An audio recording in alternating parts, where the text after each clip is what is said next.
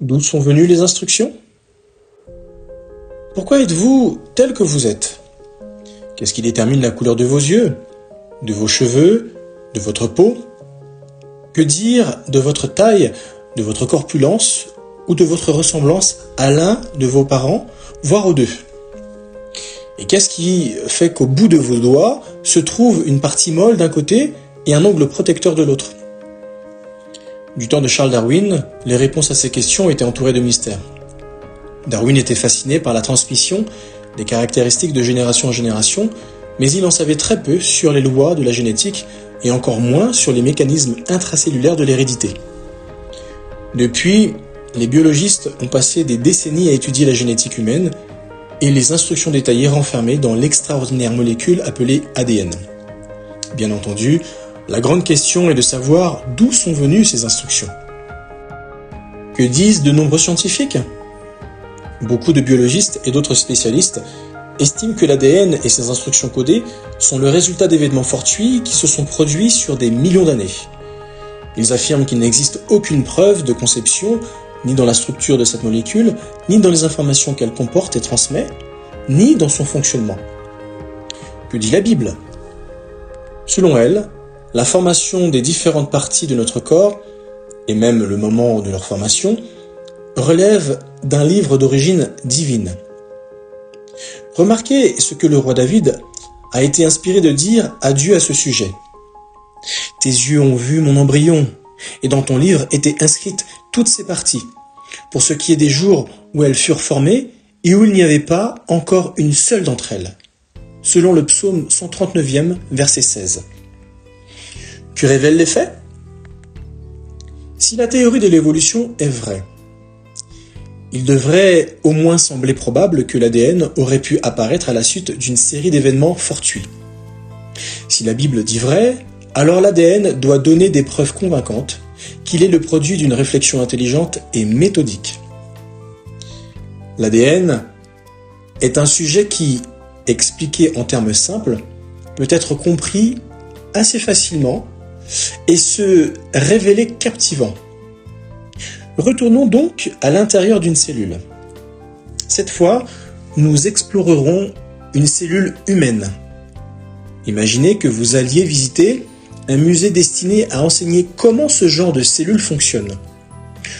Tout le musée est une maquette d'une cellule humaine grossie 13 millions de fois. Il est aussi immense qu'un stade de 70 000 places. Une fois entré, vous ouvrez de grands yeux devant la profusion de formes de structures bizarres.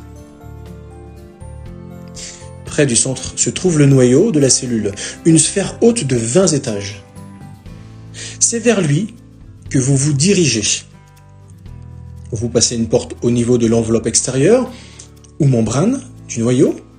Vous regardez autour de vous, 46 chromosomes dominent la pièce. Ils sont disposés par paires d'exemplaires identiques. Leur taille varie, mais la paire la plus proche de vous est aussi haute qu'un bâtiment de 12 étages. Chaque chromosome est resserré en sa zone médiane. On dirait un chapelet de 2 saucisses, aussi grosses que des énormes troncs d'arbres. Sur chaque chromosome, vous voyez des bandes horizontales, et vous rapprochant, vous remarquez que chacune est divisée par des lignes verticales reliées entre elles par de petites lignes horizontales. Serait-ce des piles de livres? Non. Ce sont des boucles compressées en colonnes. Vous tirez sur l'une d'elles et elle vient tout de suite. Vous êtes surpris de constater qu'elle est composée de petites torsades, soigneusement agencées. Le composant principal de ces torsades ressemble à une très longue corde. De quoi s'agit-il? La structure d'une molécule étonnante. Pour simplifier, nous parlerons de cette partie de la maquette d'un chromosome comme d'une corde. Épaisse de 2,5 cm, elle est enroulée, bien serrée autour de cylindres qui permettent de former d'autres torsades à l'intérieur des torsades. Les torsades sont reliées par une sorte d'échafaudage qui les maintient en place. Un panneau du musée explique que la corde est parfaitement enroulée. Si vous preniez la corde de chaque chromosome de la pièce et que vous mettiez toutes les cordes bout à bout, elle ferait la moitié de la circonférence de la Terre. Un livre de science qualifie ce système de rangement d'extraordinaire prouesse technique. L'hypothèse selon laquelle il n'y a pas de technicien derrière cette prouesse vous semble-t-elle vraiment crédible ? Si ce musée avait une boutique immense avec des millions d'articles à vendre, tous si bien disposés que vous pourriez facilement trouver tout ce qu'il voudrait, penseriez-vous que personne n'a organisé quoi que ce soit ? Bien sûr que non. Pourtant, un tel ordre ne serait qu'une performance simple en comparaison. Dans le musée, un panneau vous invite à prendre un bout de corde pour le regarder de plus près. En le faisant rouler entre vos doigts, vous vous rendez compte qu'il ne s'agit pas d'une corde ordinaire. Elle est composée de 2 brins tressés, reliés à intervalles réguliers par de petits barreaux. On dirait une échelle tellement vrillée qu'elle ressemble à un escalier en colimaçon. Et là, cela fait tilt dans votre esprit. Vous tenez une maquette de la molécule d'ADN, l'un des plus grands mystères du vivant. Un chromosome est formé d'une seule molécule d'ADN, bien rangée avec ses cylindres et son échafaudage. Les barreaux de l'échelle sont appelés paires de bases. Quel est leur rôle ? Et à quoi tout cela sert-il ? Un panneau donne une explication simplifiée. Le système de stockage d'informations par excellence. Le secret de l'ADN, lit-on sur le panneau, réside dans les barreaux de l'échelle. Imaginez que les 2 montants de l'échelle se dissocient, chacun conservant des demi-barreaux. Il existe seulement 4 sortes de demi-barreaux, nommés A, T, G et C. Les scientifiques ont été stupéfaits de découvrir que l'ordre de ces lettres transmet des informations codées. Comme vous le savez sans doute, le Morse est un code qui a été inventé au XIXe siècle pour communiquer par télégraphe. Son alphabet comportait seulement 2 lettres, un point et un trait. Cependant, on s'en servait pour écrire quantité de mots et de phrases. Eh bien, l'ADN, lui, a 4 lettres, ou bases, A, T, G et C. L'ordre dans lequel elles apparaissent forme des codons, autrement dit des mots. Les codons sont agencés en gènes, autrement dit en histoire. Chaque gène contient en moyenne 27 000 lettres. Ces gènes, ainsi que les longs filaments qui les relient, sont compilés en une sorte de chapitre, un chromosome. Chez l'humain, il faut 23 chromosomes pour former un livre complet. Le génome, c'est-à-dire l'ensemble des informations génétiques d'un organisme. Le génome serait un livre volumineux. Quelle quantité d'informations ce livre renfermerait-il ? Pour tout dire, le génome humain est composé de quelques 3 milliards de paires de bases ou barreaux de l'échelle de l'ADN. Représentez-vous une encyclopédie dont chaque tome aurait plus de 1000 pages ? Le génome remplirait 428 tomes. Si on y ajoutait le duplicata qui se trouve dans chaque cellule, le nombre de tomes s'élèverait à 856. Pour effectuer la saisie des données du génome, il vous faudrait travailler 80 ans à plein temps sans prendre de vacances. Bien entendu, le résultat de vos efforts serait inutile à votre organisme.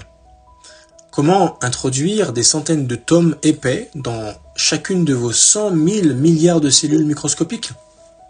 La compression d'une telle quantité d'informations nous dépasse totalement.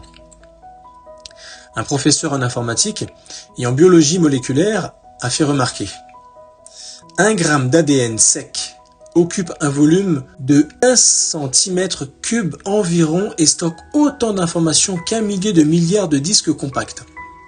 Qu'est-ce que cela signifie ? Rappelez-vous que l'ADN contient les gènes, les instructions pour bâtir un corps humain unique. Chaque cellule possède une série complète d'instructions. Les informations sont si denses qu'une cuillère à café d'ADN contiendrait les instructions nécessaires à la constitution de 350 fois plus d'humains qu'il n'en vit aujourd'hui. L'ADN qu'il faudrait pour les 7 milliards d'humains que compte la planète ne formerait qu'une fine pellicule sur la cuillère. Un livre sans auteur ? Malgré les progrès de la miniaturisation, Aucune unité de stockage d'informations n'approche une telle capacité. La comparaison avec un CD reste toutefois intéressante. Nous remarquons sa forme symétrique, sa surface brillante et son excellente conception. Il nous semble évident qu'une personne intelligente l'a fabriqué. D'autant plus si des informations sont gravées dessus. Pas n'importe quoi, mais des instructions détaillées et cohérentes sur la construction, l'entretien et la réparation d'un mécanisme complexe. Ces données ne modifient pas le poids ou la taille du CD. Pourtant, elles ont plus d'intérêt que le support lui-même. Ces instructions écrites ne vous convaincraient-elles pas qu'un être intelligent en est à l'origine? Un écrit ne suppose-t-il pas un rédacteur? Il n'est pas tiré par les cheveux de comparer l'ADN à un CD ou à un livre. Du reste, un ouvrage sur le génome constate.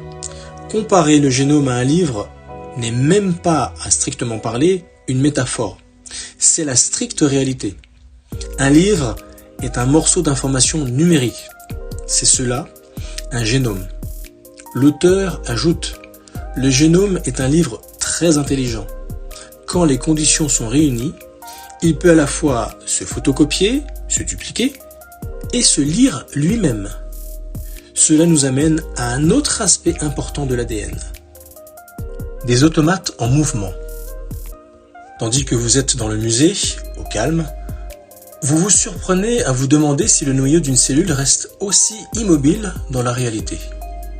Puis vous remarquez une autre exposition. Sur un panneau placé au-dessus d'une vitrine contenant un bout de corde d'ADN, on lit « Appuyez sur le bouton pour une démonstration ». C'est ce que vous faites. Un narrateur explique alors « L'ADN a au moins 2 tâches importantes à effectuer. La première est la duplication. Il doit être copié pour que chaque nouvelle cellule dispose d'un exemplaire complet des mêmes informations génétiques. Regardez la simulation. Par une porte située à une extrémité de la vitrine, arrive un automate qui semble très complexe. Il s'agit en fait de plusieurs robots liés étroitement entre eux. L'automate va jusqu'à l'ADN, s'y attache et commence à se déplacer le long de celui-ci, tout comme un train sur une voie ferrée. Il circule un peu trop vite pour que vous discerniez ce qu'il fait exactement.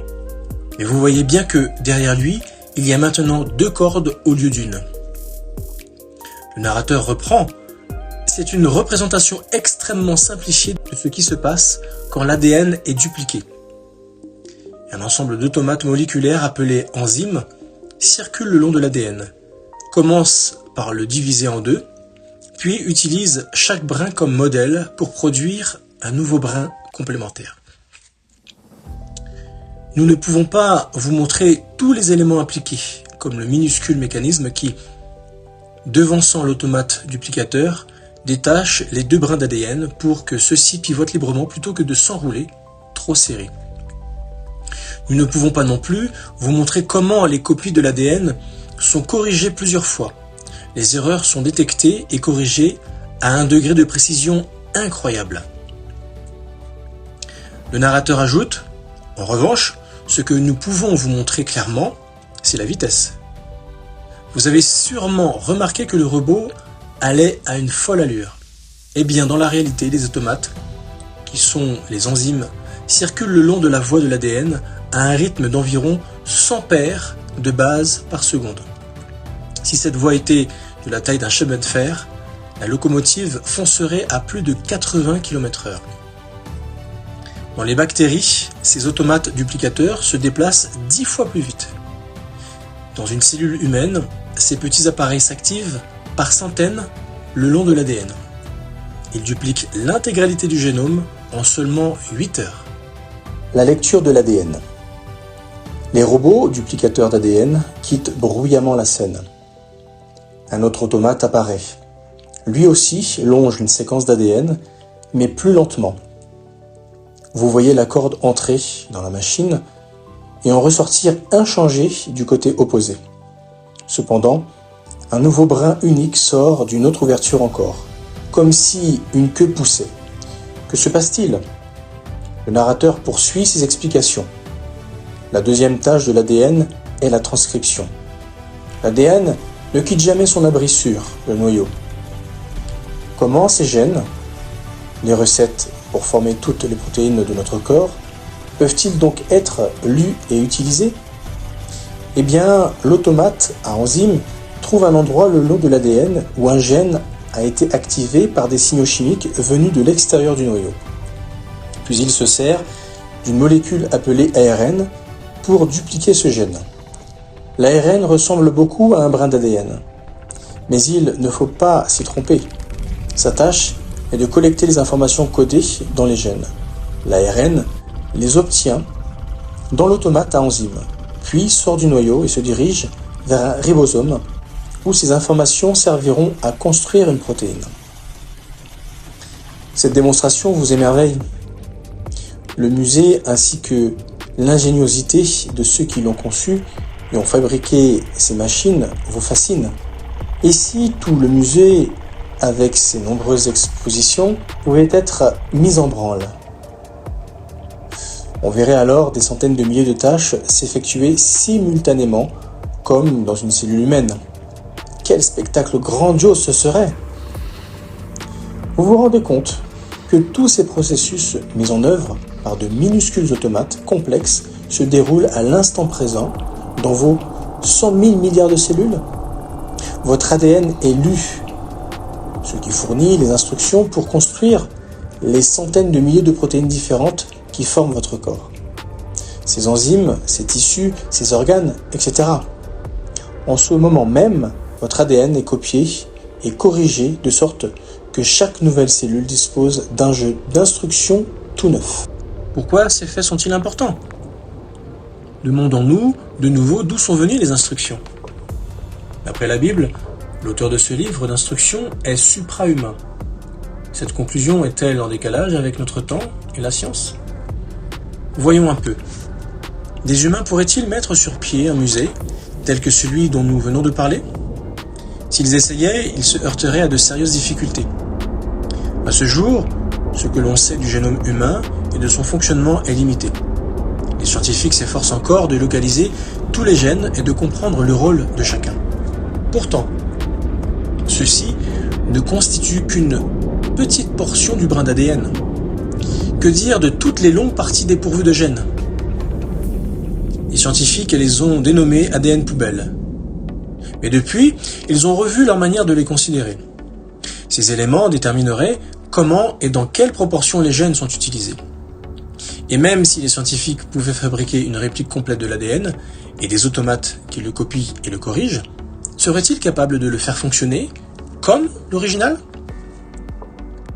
Peu avant sa mort, le grand physicien Richard Feynman a écrit cette pensée sur un tableau.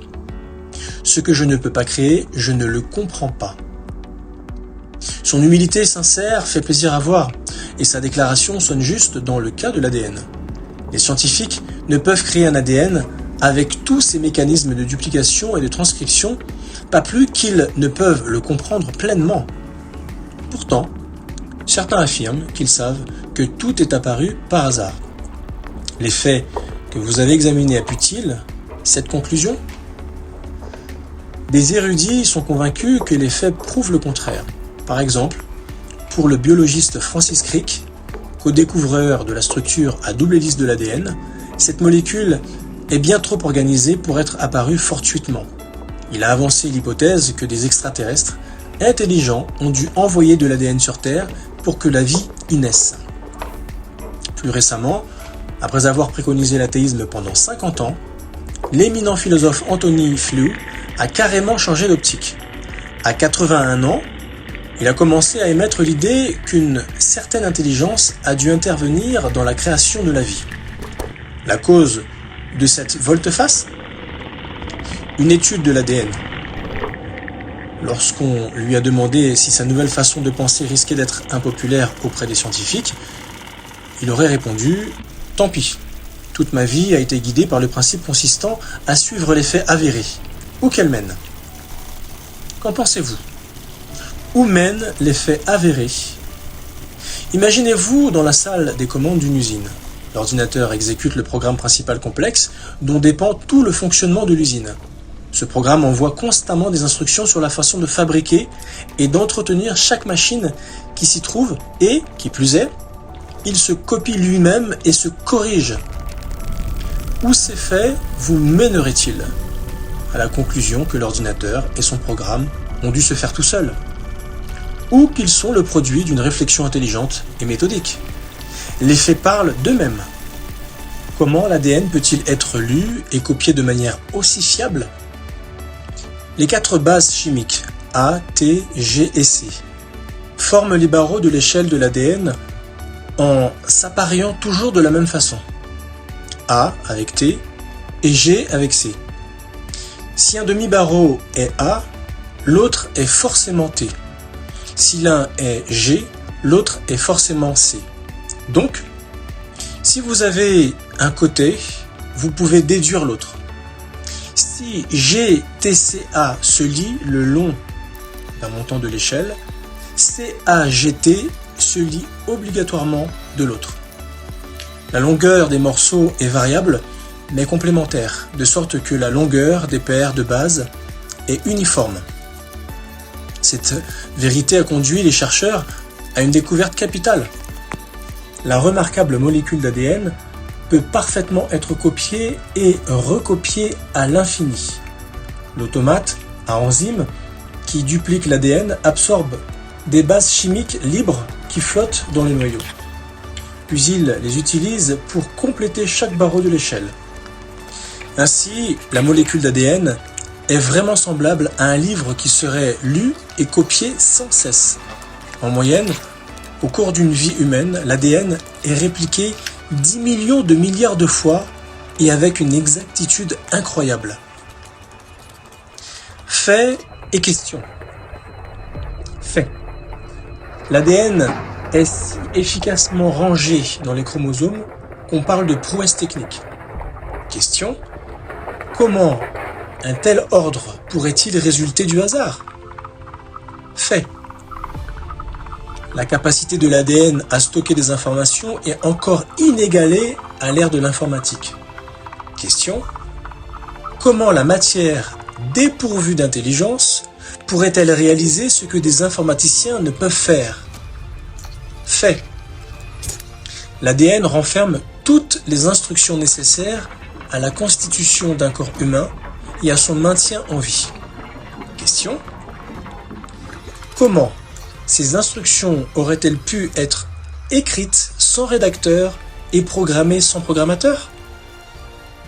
Fait. Pour que l'ADN joue son rôle, il faut qu'il soit copié, lu et corrigé par une ribambelle d'automates moléculaires complexes appelés enzymes, qui doivent collaborer avec précision et être parfaitement synchronisés. Question. Croyez-vous que des mécanismes extrêmement complexes et fiables puissent apparaître par hasard? En l'absence de preuves solides, cela n'équivaudrait-il pas à avoir une foi aveugle?